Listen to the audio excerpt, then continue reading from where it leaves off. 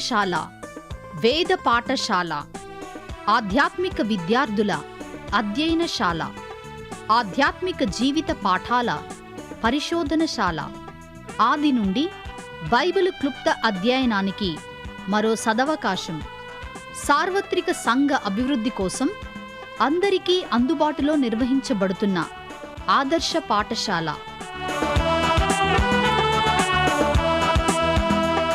వినండి, వేద పాఠశాలలో పరలోక పాఠాలు.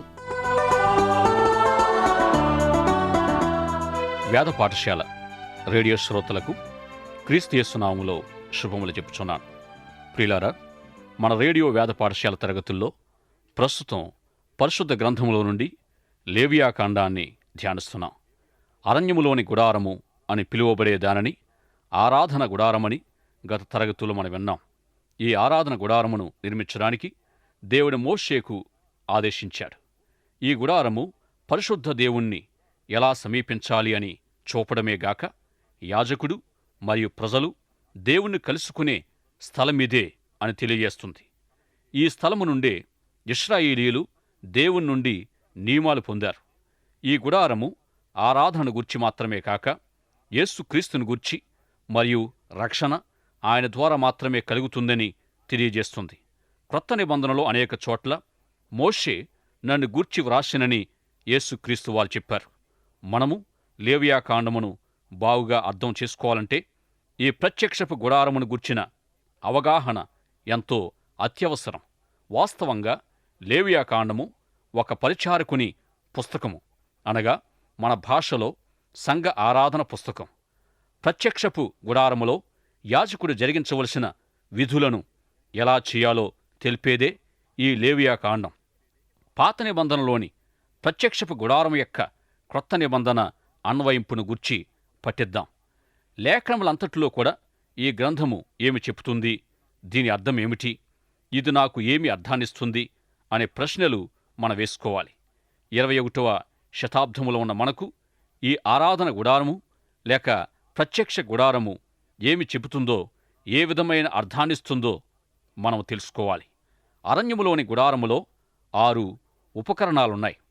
ఈ ఉపకరణాలు శిలువ ఆకారములో గుడారములో ఉంచబడ్డాయి గనుక ఈ ఆరాధన గుడారము యేసుక్రీస్తుని గూర్చి మరియు ఆయన ద్వారానే రక్షణ కలుగుతుందనే సత్యాన్ని తెలుపుతుంది. 3 ఉపకరణాలుండే పరిశుద్ధ స్థలమునకును మరియు ఈ ఒక్క ఉపకరణముండే అతి పరిశుద్ధ స్థలమునకును మధ్యలో మందముగానున్న ఒక అడ్డు తెర ఉండేది. ఈ చిన్న ఆరాధన గుడారములో కూడా ఈ తెర బలమైన పదార్థముతో చేయబడి ఉంటుంది. యోధా చరిత్రకారుడు ఏమన్నాడంటే, అనేక అశ్వ బృందాలు అటువైపున ఇటువైపున అనగా 2 వైపుల ఉండి లాగినా దానిని చించలేకపోయినని వ్రాశాడు. అనేక సంవత్సరాల పిదప చాలా పెద్దదైన సొలొమోను దేవాలయం కూడా ఆరాధన గుడారం యొక్క పద్ధతి చొప్పున నిర్మించగా దానిలో ఈ తెర ఎంతో బలమైనదిగాను మందముగాను ఉండెను. ఇది బైబిల్లోని గొప్ప అద్భుతాల్లో ఒకటి. యేసుక్రీస్తు మరణానికి ముడిపడి ఉండే అద్భుతాల్లో ఇది ఒక అద్భుతం. పరిశుద్ధ స్థలమునకు అతి పరిశుద్ధ స్థలానికి మధ్యనున్న దేవాలయములోని తెర పైనుండి క్రిందికి చిరుగుట గొప్ప అద్భుతంగా క్రొత్త నిబంధనలోని సువార్తల్లో మనం గమనిస్తాం. యెరూషలేములోని సొలొమోను దేవాలయములో పరిశుద్ధ స్థలము మరియు అతి పరిశుద్ధ స్థలమునకు మధ్య ఉండే అడ్డు తెర యేసుక్రీస్తు తన ఆత్మను అప్పగించుకొని మరణించిన వెంటనే పైనుండి క్రిందికి నడుమకు చినిగింది.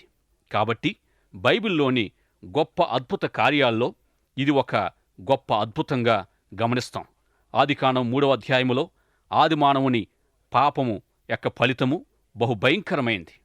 దేవునికి మానవునికి మధ్య పాపం ప్రవేశించడం వల్ల ఒక పెద్ద ఎడబాటు ఏర్పడింది. దేవుడు మానవుడు వేరైపోయాడు. ఈ సమస్యకు పరిష్కారము మానవుడు దేవునితో సమాధానపడడమే. అయితే అరణ్యములోని గుడారము కూడా దీనినే మనకు స్పష్టం చేస్తుంది. దేవుడు తన యొద్దకు మానవుడు తిరిగి చేరుకునే దారిని చూపుతున్నాడు. జీవవృక్షమునకు తిరిగి వెళ్లే దారి ఇటు అటు తిరుగుచున్న అగ్ని జ్వాల ద్వారా కాచబడింది, భద్రం చేయబడింది. దేవుని యొద్దకు తిరిగి వెళ్ళడానికి ఒకే ఒక మార్గమున్నదని తెలుపుటకు ఇది చక్కని ఉదాహరణ. ఆ మార్గము ఖడ్గజ్వాలను సూచించే దానితో కనబడుతుంది. ఇది కేవలము యేసుక్రీస్తులో కనిపిస్తుంది. ఆయనే జీవానికి మార్గం. ఏలయనగా ఆయన దేవుని వాక్యమనియు, ఆ వాక్యమే రెండంచులు గల ఖడ్గమనియు మరి ఒక చోట లేఖనం మనకు బోధిస్తుంది. పాపము చేత దేవునికి దూరమైన మానవుడు దేవుని దగ్గరకు తిరిగి రావడానికి ఇదే ఏకైక మార్గం. ప్రత్యక్షపు గుడారమును గూర్చి క్రొత్త నిబంధన వ్యాఖ్యానము ప్రత్యేకంగా గమనించినట్లయితే అరణ్యములోని గుడారం యొక్క ప్రాథమిక సందేశం ఇదే. మరియు పాత నిబంధన పైన క్రొత్త నిబంధన వ్యాఖ్యానము చూచినప్పుడు జ్ఞాపముంచుకోవలసిన గొప్ప సూత్రమేమిటంటే, బైబిల్ యొక్క శ్రేష్టమైన వ్యాఖ్యానం బైబిలే. పాత నిబంధనలోని ప్రత్యక్ష గుడారము యేసుక్రీస్తుని గూర్చే మనకు వివరిస్తుంది. దానిలోని ఉపకరణాలన్నీ ఆయన గూర్చినవే అన్న సత్యాలు మనకు బోధిస్తున్నాయి. ఇత్తడి బలిపీఠము ఆయన మరణమును గూర్చి తెలియజేస్తుంది. గంగాళము ఆయన నుండి మనం పొందుకునే పాప క్షమాపణకు సాదృశ్యంగా ఉంది. బంగారు దీపస్తంభము ఆయన లోకానికి వెలుగైయున్నాడు అని సూచిస్తుంది. మరియు సన్నిధి రొట్టెల బల్ల మనలను పోషించుటకు ఇచ్చిన పరలోకపు మన్నా ఆహారము అనే సత్యాన్ని మనకు బయలుపరుస్తుంది. మరియు ధూపవేదిక మనందరి కొరకు విజ్ఞాపన చేసే ప్రధాన యాజకుడు ఆయనే అనే సత్యాన్ని బోధిస్తుంది. అయితే ప్రత్యక్ష గుడారములోనివి అన్నీయూ యేసుక్రీస్తునే మనకు చూపిస్తున్నాయి. ఆరాధన గుడారం యొక్క పద్ధతి అంతా ఆయనను గూర్చే వివరిస్తుంది. క్రొత్త నిబంధన మనకు తెలిపే ఆరాధన గుడారమును గూర్చి అత్యంత గంభీరమైన విషయం హెబ్రీ పత్రికలో మనకు కనబడే ప్రత్యక్షపు గుడారములో ఉంది. హెబ్రీ పత్రిక పాత క్రొత్త నిబంధనలకు మధ్య ఉన్న ఖాళీని పూరిస్తుంది. ఉదాహరణకు, నేడు మనము ఎందుకు పశుబలి అర్పించడం లేదు అనే విషయాన్ని ఆలోచిస్తే, పాత నిబంధనలోని అర్హతలు క్రొత్త నిబంధనలోని అర్హతలతో పోల్చి చూస్తే దేవుని అర్హతలు మారినవని తేట తెల్లమవుతుంది. దైవ మానవ చరిత్రలో దైవ అర్హతలు అనగా దేవుడు మన నుండి కోరే అవసరతలు మారాయి. ఈ దినాల్లో దేవుడు పశుబలి కోరడం లేదు. ఆయన ఎందుకు కోరడం లేదు? హెబ్రీ పత్రిక వీటన్నిటి విషయం మనకు తెలియజేస్తుంది. హెబ్రీ పత్రికని గుర్చి మనము పఠించినప్పుడు కొత్త నిబంధన సర్వేలో మనం తెలుసుకుంటాం. హెబ్రీ పత్రిక 9వ అధ్యాయములో ఈ భూమి మీద ఉండే ఈ ప్రత్యక్షపు గుడారము కేవలం ఒక సూచన మాత్రమేనని గ్రంథకర్త తెలియజేస్తూ ఉన్నాడు. పరలోకములో ఉండే ఆరాధన గుడారమును సూచించే పటమే ఈ ప్రత్యక్ష గుడారము. పరలోకములో ఉండే గుడారము భౌతిక పదార్థముల ద్వారా చేయబడలేదు. పదార్థములన్నీ పరసంబంధమైనవి, ఆధ్యాత్మికములైనవి. దేవుడు మోషేతో నిర్మించమని చెప్పిన గుడారము దృశ్యమైనది. భూమి మీద తాకి దానిని చూడవచ్చు. యేసు ప్రభు శిలువ మీద చనిపోయినప్పుడు సొలొమోను దేవాలయములోని తెర పైనుండి క్రిందికి చెనిగింది. యేసుక్రీస్తు శిలువ మీద మరణించినప్పుడు అనేక అద్భుతమైన విషయాలు జరిగాయి. పాపుల కొరకు దినములో అనేక మారులు యాజకులు దేవుని మందిరములోనికి వెళ్ళిన రీతిగా ప్రధాన యాజకుడు సంవత్సరమునకు ఒకసారి ఈ పద్ధతిలో దేవుని దగ్గరికి వెళతాడు. ప్రజలందరి పాపముల కొరకు అతడు రక్తమును తీసుకుని వెళతాడు. ప్రధాన యాజకుడు అతి పరిశుద్ధ స్థలములో ప్రవేశించినప్పుడు ప్రజలందరూ ప్రత్యక్షపు గుడారము బయట ఉంటారు. అదేవిధంగా యేసు శిలువలో మరణించినప్పుడు ప్రధాన యాజకుడై పరలోకములో పరలోక సంబంధమైన గుడారములోనికి ఈ పద్ధతి ద్వారా వెళ్ళారు. ఇత్తడి బలిపీఠం మీద పరలోక గుడారములో జంతు బలుల యొక్క కడపటి నెరవేర్పు తన మరణమును అర్పించి చేశాను. ఆయన గంగాళము దగ్గరకు వెళ్ళి నిరంతర ప్రోక్షణ జరిగించాను. ప్రకటన గ్రంథములో ప్రకటనలోని ప్రత్యక్షతను మరియు సూచనలిచ్చే దేవుని సింహాసనమును చేరినప్పుడు అక్కడ గంగాళము నీటితో లేదు. అక్కడ స్ఫటికము వంటి సముద్రమున్నది. ఇంకొక విధంగా చెప్పాలంటే ప్రోక్షణ నిరంతరమైన కారణాన నీరు స్ఫటికము వలె మారింది. యేసు శిలువలో మరణించినప్పుడు పరలోక గుడారములోనికి వెళ్ళి నిరంతర ప్రోక్షణ జరిగించాను. ఆయన మన కొరకు నిరంతర ప్రోక్షణ సాధించాను. దానిని ఒకరోజు మనము పరలోకములో పొందుతాం. ఆ తర్వాత యేసు నేరుగా అతి పరిశుద్ధ స్థలములో ప్రవేశించారు. యేసు పరలోక గుడారములోని అతి పరిశుద్ధ స్థలములో ప్రవేశించినప్పుడు జంతు బలి ఆయన జరిగించలేదని హెబ్రీ గ్రంథకర్త చెప్పుచున్నాడు. యేసుక్రీస్తు లోకము కొరకు ఒక్కసారే తన సొంత రక్తమును దేవునికి అర్పించాను. హెబ్రీ పత్రిక ప్రకారము ఈ భూమి మీద ఉన్న ప్రత్యక్ష గుడారము ఏ విధమైన అర్థాన్ని కలిగి ఉందో అదే అర్థము పరలోక ప్రత్యక్ష గుడారము కలిగి ఉంది. పాత నిబంధనలోని గుడారము యేసుక్రీస్తు యొక్క శిలువ మరణమును గూర్చిన ఆత్మీయ అర్థాన్ని సాదృశ్యంగా మాత్రమే ఉంది. కాబట్టి హెబ్రీ పత్రికను చదువుచున్నప్పుడు ఇది ఏమి చెబుతుంది, దీని అర్థమేమిటి, నేను అర్థం చేసుకోవాల్సినది ఏమిటి అనే ప్రశ్నలు వేసుకోవాలి. ఈ భూమి మీద ఉన్న విషయాలు పరలోకములోని నిజమైన విషయాలకు నకలుగా ఉన్నాయి.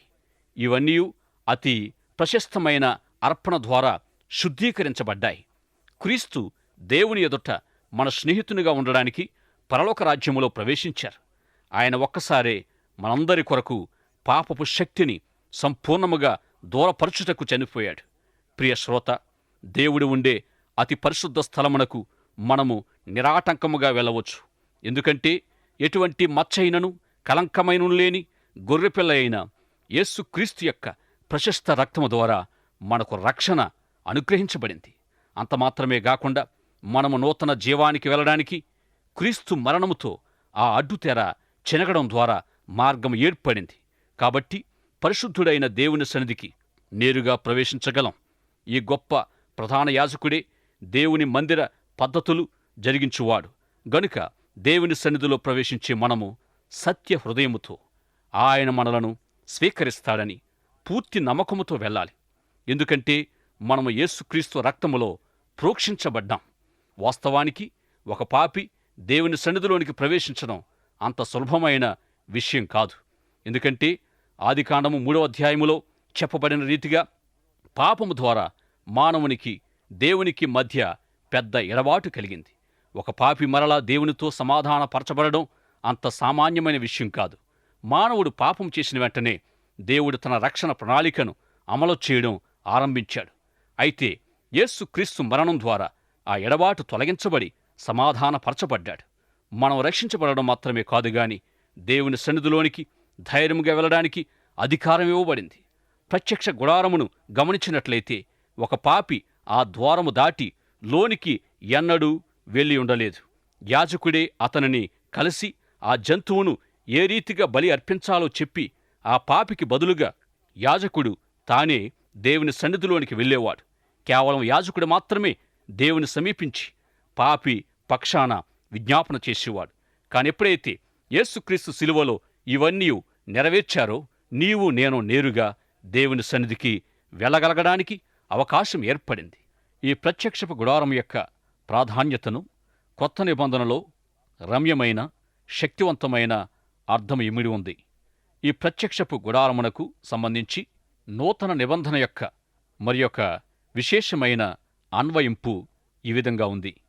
అపోస్తులుడైన పౌలు మీరు దేవుని ఆలయమై ఉన్నారనియూ దేవుని పరిశుద్ధాత్మ మీలో నివాసము చేస్తున్నాడనియూ మీరెరుగరా అని అన్నాడు.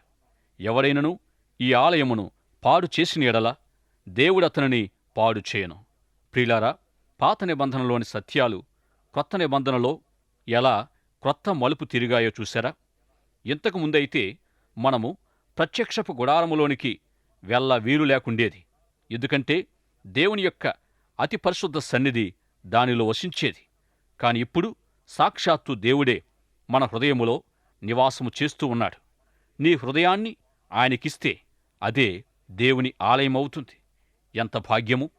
అపోస్తులుడైన పేతురు తన మరణానికి ముందు నా గుడారము వదలవెళ్ళు కాలము సమీపించింది అని తన మరణాన్ని గుర్చి వర్ణించాడు. తన శరీరమును ఒక గుడారమునకు పోల్చాడు. మనము దేవుని ఆలయము గనుక మనము ఆయన ఆధునిక గుడారాలై ఉన్నాం. దేవుని సన్నిధి మనలో నివాసమున్నది. పౌలు కొరింథీయులతో మాట్లాడినప్పుడు ఇదే సత్యాన్ని చెప్పాడు. మీ దేహములు అపవిత్రతకు కాక దేవునికే ఆలయములు. మీ దేహములు దేవుని ఆలయములని ఆయన మీలో నివసిస్తున్నాడని మీరెరుగరా? ప్రియశ్రోత, మీ దేహములు అపవిత్రతకు దాసులయ్యాయా? లేక నీతికి దేవునికి నివాస స్థలాలుగా ఉన్నాయో మిమ్ములను మీరు పరిశీలించుకోమని ప్రేమతో మనవి చేస్తున్నాను.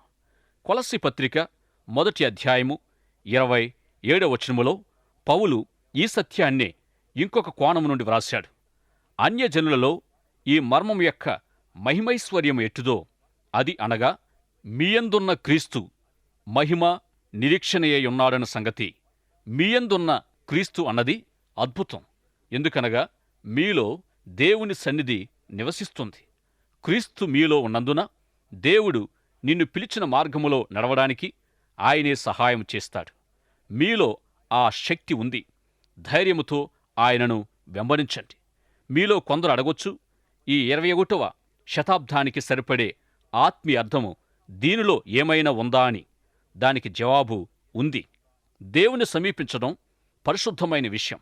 దీనిని దావీదు మహారాజు 100వ కీర్తనలో తేటగా వర్ణిస్తున్నాడు. దావీదు రాజు గనుక దేవుని సన్నిధికి పోవడం రాజు సన్నిధికి పోయినట్లు అన్నాడు. అనగా రాజు నీకు అనుమతి పత్రము ఇచ్చినప్పుడు, ఆయన మందిర ముఖద్వారములోనికి వచ్చినప్పుడు లోపలి ద్వారాలు కూడా తెరువబడతాయి. ఆ తర్వాత ఇంకా రాజమందిర అంతర్భాగములోనికి వెళ్ళుచున్నప్పుడు ఇరువైపుల రాజభటులు కనిపించడం, ఇలా రాజు ఉండే అత్యంత వైభవంతో కూడిన స్థలానికి దగ్గరవుతూ ఉండగా ఎక్కువ భటులు కనిపించడం, ఆయన మందిర అందాలు, చివరికి రాజే నీకు దర్శనమివ్వడం, ఈ పటము ఎంత రమ్యంగా వర్ణించాడు చూడండి. నీవెవర్నైతే చూడాలని ఆశించావో ఆయన సాక్షాత్తు నీ ఎదుటనే ఉండుట ఎంత ఆనందదాయకం. దావీదు 100వ కీర్తనలో ఈ పటమును ఆధారము చేసుకొని దేవుని సన్నిధికి రావడం రాజు సన్నిధికి వచ్చినట్లే అని చెప్పుకుందాం. దావీదు అంటున్నాడు, నీవు దేవుని సన్నిధి ప్రవేశం చేసినప్పుడు మొదట కృతజ్ఞతార్పణలు గుమ్మములోనికి రాగానే ఆయన నీ కొరకు చేసిన ప్రతి దానికి కృతజ్ఞుడవై ఉండి వందనములు చెల్లించు. ఈ కృతజ్ఞతార్పణ గుమ్మములే స్తుతి గుమ్మముల దగ్గరకు నడిపిస్తాయి అని దావీదు చెప్పుచున్నాడు. అక్కడ కొద్ది సమయం గడిపి స్తుతులు చెల్లించు. ఆ తర్వాత దేవుని సన్నిధికి పాటలతో ప్రవేశించుదాం. ఆయన ఎదుటికి పాటలు పాడుకుంటూ రమ్ము. దీనిలో వాయిద్యములు కూడా ఇమిడి ఉన్నాయి. పై మాటల్లో అర్థమంతా నీవు దేవుని సన్నిధికి వచ్చినప్పుడు కృతజ్ఞతాస్తుతులతో, పాటలు, వాయిద్యాలతో ఆయన ఆరాధించాలి. ప్రస్తుతం వీటన్నిటినీ మనము చర్చిలో జరిగిస్తాం. ప్రియులారా, మీరు చర్చికి ఏ ఉద్దేశముతో వెళుచున్నారు? హృదయపూర్వకంగా దేవుని స్తుతించి మహిమపరచగలుగుతున్నారో లేదో మిమ్ములను మీరు పరిశీలించుకునమని ప్రేమతో మనవి చేస్తున్నాను. 100వ కీర్తనలో దావీదు, నీవు దేవుని సన్నిధికి వచ్చినప్పుడు ఖచ్చితంగా కొన్ని విషయాలను తెలుసుకుంటావు అన్నాడు. ఆయనే దేవుడని నీవు తెలుసుకుంటావు. ఆయన ఉపకారి అని తెలుసుకుంటావు. నీవు గొర్రెవని, ఆయన గొర్రెల కాపరి అని గ్రహిస్తావు. దేవుని సన్నిధిలో ఆరాధిస్తుండగా అనేక సత్యాలు తెలుసుకుంటావు. ఈ విషయాలన్నీ ఎరిగిన తర్వాత ఆయన సత్యము ప్రపంచములోని అన్ని దేశాలలో తరతరములుండాలని ఆశిస్తావు. ఆ తర్వాత సంతోషముతో యెహోవాను సేవిస్తావు. దావీదు యొక్క అనుభవం ఎంత తేటగా ఉంది. నీకాలాంటి అనుభవం ఉన్నదా? లేనట్లయితే ఇప్పుడే ఆయనను నీ హృదయములోనికి ఆహ్వానించుమని, దావీదు పొందిన అనుభవాన్ని పొందుమని ప్రేమతో మనవి చేస్తున్నాను. అదేవిధంగా దేవుని సమీపించే మార్గంగా ఉదయకాలపు ఆరాధన సమయములో ఈ ప్రత్యక్షపు గుడారమును వాడుకోవచ్చు. గత తరగతిలో మోషే ధర్మశాస్త్రములోని న్యాయ సంబంధమైన విషయాలను చూచినప్పుడు అక్షరము చంపివేయునని చూశాం. ప్రస్తుతం మనము ధర్మశాస్త్ర సంబంధమైన అక్షరము క్రింద లేము, కాని యేసుక్రీస్తు యొక్క కృప కింద మనం జీవిస్తున్నాం. ఆత్మానుసారమైన ధర్మశాస్త్రము ఎల్లప్పుడూ జీవింపు చేయను. ఇట్టిది ఎల్లప్పుడూ ఉద్దేశము, భావము కలిగి ఉండును.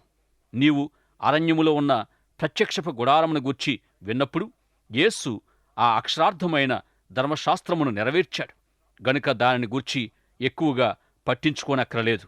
అక్షరార్థమైన ప్రత్యక్ష గుడారము ఇప్పుడు మనకు అక్కరలేదు. అయితే దీని ఆత్మానుసారమైన అర్థము మనకు వర్తిస్తుంది. మీరు ఉదయకాలాన లేచి నీ పనిపాటులకై వెళ్లకముందు ప్రశాంత వాతావరణములో ప్రభువును స్తుతించి ఆరాధించడానికి వచ్చినప్పుడు ఈ ప్రత్యక్షపు గుడారమును జ్ఞాపకం చేసుకోండి. మీరు ఇత్తడి బలిపీఠమును జంతు బలితో సమీపిస్తున్నట్టుగా జంతువును మీరు బలి అర్పిస్తారని, అప్పుడు మన పాపముల కొరకే గాక సర్వలోక పాపముల కొరకు యేసు దేవుని గొర్రెపిల్లగా మరణించడానికి సాదృశ్యంగా ఉన్నదని ఊహించుకోండి. గనుక మీ పాప క్షమాపణకై యేసుక్రీస్తునందు విశ్వాసముంచండి. ఆ తర్వాత సాదృశ్య రూపకంగా యేసుక్రీస్తు శిలువ చెంత దేవుడి మిమ్ములను క్షమించినందుకు ఆయనకు కృతజ్ఞతాస్తుతులు అర్పించండి. ఆ తర్వాత గంగాళము దగ్గరకు వచ్చినట్లు అక్కడ పదే పదే ఎల్లప్పుడూ మీకు ప్రోక్షణ కావాలన్నట్లు ఆలోచించండి. పేతురుతో ప్రభు చెప్పినట్లుగా ఒకసారి స్నానము చేసినవాడు పాదములు తప్ప మరేమీయూ కడుక్కొనక్కరలేదు. జ్ఞాపకం చేసుకోండి, మీలో కొందరికి అనుదిన క్షమాపణ ప్రోక్షణ అవసరమేమో ఒకసారి ఆలోచించండి. ఆ తర్వాత సాదృశ్య రూపంగా పరిశుద్ధ స్థలములో ప్రవేశించి దీపం ఎదుట నిలువబడి, దేవా, నీవు మాకు అనుగ్రహించిన ప్రత్యక్షత కొరకై వందనాలని చెప్పండి. ఎందుకనగా ఆయన నిన్ను చీకటిలో విడిచిపెట్టలేదు. ప్రపంచములో అనేక మంది కుడియడమలు ఎరుగని జనాంగముగా ఉన్నారు. వారికి సువార్త ఇంకను అందలేదు. అలాంటి వారు కోట్ల కొలదిగా ఉన్నారు. నీకైతే ఆ సువార్త వెలుగు ప్రకాశించింది, ఆయన వాక్యం లభించింది. అందుకు దేవునికి స్తోత్రము చేసి సువార్త వ్యాప్తికై పాటుపడాలి. చీకటిలో ఉన్నవారిని వెలుగులోనికి ఆయన వాక్యము ద్వారా నడిపించాలి. ఆ పిమ్మట సాదృశ్యంగా ప్రతిష్ఠిత రొట్టెల బలను సమీపించి ఆయన మీ అక్కరలన్నీ తీర్చునందుకై వందనాలు చెల్లించాలి. మీ ఆహార పానీయములు, వస్త్రములు, గృహములు మరియు సమస్తమైన మీకు కలిగిన వాటన్నిటికీ మూలాధారమని ఒప్పుకోవాలి. కృతజ్ఞతాపూర్వకంగా ఆయనే తన ఐశ్వర్యము చొప్పున యేసుక్రీస్తునందు మహిమలో మీ ప్రతి అవసరము తీర్చునని వాక్యము సెలవిస్తుంది. పిమ్మట ధూపవేదికను గుర్చి ఆలోచించినప్పుడు ప్రార్థన అద్భుతాన్ని గుర్తు చేసుకోవాలి. ప్రార్థన చేయాలి. ప్రతి దినాన్ని ప్రార్థనతో ప్రారంభించాలి. ఆ తర్వాత అతి పరిశుద్ధ స్థలమును గూర్చి ఆలోచన చేసి దైవ సాన్నిధ్యాన్ని గ్రహించాలి, అనుభవించాలి. దేవుని ఆత్మ మనలో ఉండడం మాత్రమే గాక మనము దేవుని సన్నిధిలో ఉండుట సాధ్యమని తెలుసుకోవాలి. మీ జీవితములో ఇటువంటి దైవ సాన్నిధ్యములో గడిపిన అనుభవం మీకుందా? నిశ్చయముగా యెహోవా ఈ స్థలమందున్నాడు, అది నాకు తెలియకపోయినని యాకోబు చెప్పాను. నీవెప్పుడైనా దేవుని సన్నిధికి వెళ్ళి దాన్ని గుర్తించగలిగావా? లేక వెళ్ళి దానిని గుర్తించలేకపోయావా? ఇదే అతి పరిశుద్ధ స్థలమును గుర్చిన సత్యమయుంది. ఈ రీతిగా ప్రార్థిస్తే ఆయన సన్నిధిని నీవు చేరుకోగలవు. ఆయనతో చాలా సమయం గడపడం ద్వారా వచ్చే ఫలితమే దేవుని సన్నిధిలో ప్రవేశించడం. మోషే దేవునితో ప్రార్థనలో ముఖాముఖిగా మాట్లాడిన అనుభవం మీకుందా? లేకపోతే ఈ రోజు నుండే ప్రారంభించి ప్రభు ప్రసన్నతను పొందుకునమని ప్రేమతో మనవి చేస్తున్నాను. హృదయపూర్వకంగా మీరు నన్ను వెదకిన ఎడల నన్ను కనుగొందురని యిర్మీయా చెప్పుచున్నాడు. అరుగుడి మీకు ఇయ్యబడును, వెదకుడి మీకు దొరకును, తట్టుడి మీకు తీయబడును. అడుగు ప్రతివాడును పొందును, వెదకువానికి దొరకును, తట్టువానికి తీయబడునని యేసుప్రభువారు చెప్పారు. మీరు ప్రార్థనలో దేవుని నుండి ఏమి పొందలేకపోతున్నట్లయితే, మీకు ద్వారము తెరువబడకపోతే, మీరు అడగడంలోనూ వెదకడంలోనూ తట్టడంలోనూ ఏదైనా పొరపాటు ఉన్నదని గ్రహించాలి. అయితే మనము అతి పరిశుద్ధ స్థలములో ఉన్న దేవుని తట్టు చూడాలి. ఇలాగూ అనేకమైన ఆధ్యాత్మిక లోతైన సత్యాలు ప్రత్యక్షపు గుడారమును గుచ్చి చదవడం ద్వారా నేర్చుకోవచ్చు. ప్రియ సోదరుడా, సోదరి, నీవెంత పాపివైనను యేసుక్రీస్తు తన మరణము ద్వారా ప్రతిష్ఠించిన నూతనమైనదియు జీవము గలదియునైన మార్గము ద్వారా దేవుని సన్నిధికి నీవు రాగలవు. అయితే నీవు పరిశుద్ధుడైన దేవుని సన్నిధికి ఎప్పుడైనా వచ్చావా? యేసు చెప్పెను, నేనే మార్గమును సత్యమును జీవమును, నా ద్వారానే తప్ప ఎవడునూ తండ్రి యొద్దకు రాడు, అనగా ఆయన సన్నిధికి చేరలేడు. గనుక ప్రియ సోదరి, సోదరుడా, అతి పరిశుద్ధుడైన యేసుక్రీస్తును అంగీకరించి ఆయన సన్నిధి భాగ్యాన్ని ప్రసన్నతను పొందుకునమని ప్రేమతో మనవి చేస్తున్నాను. దేవుడు నిన్ను కలుసుకోవాలని, నీ యొక్క జీవితాన్ని ఆయన ప్రత్యక్ష గుడారముగా మార్చాలని కోరుచున్నాడు. అందుకు నీ హృదయం సిద్ధంగా ఉందా? నీ హృదయము దేవుని ఆలయముగా ఉండాలని, పరిశుద్ధాత్ముడు అందులోనికి ప్రవేశించి నివసించాలని, నీ జీవితాంతము నిన్ను నడిపించాలని యేసు ప్రభు ఇష్టపడుచున్నాడు. నీ హృదయమనే తలుపునొద్ద యేసయ్య నిలుచుండి తట్టుచున్నాడు. ఈ సమయంలోనే నీ హృదయ ద్వారాన్ని తెరచి దేవుని ఆలయముగా నీ హృదయాన్ని మార్చుకునమని ఎంతో ప్రేమతో మనవి చేస్తున్నాను. ప్రభు మిమ్మలను దీవించునుగాక. దైవాశిస్సులు. ఆమేన్.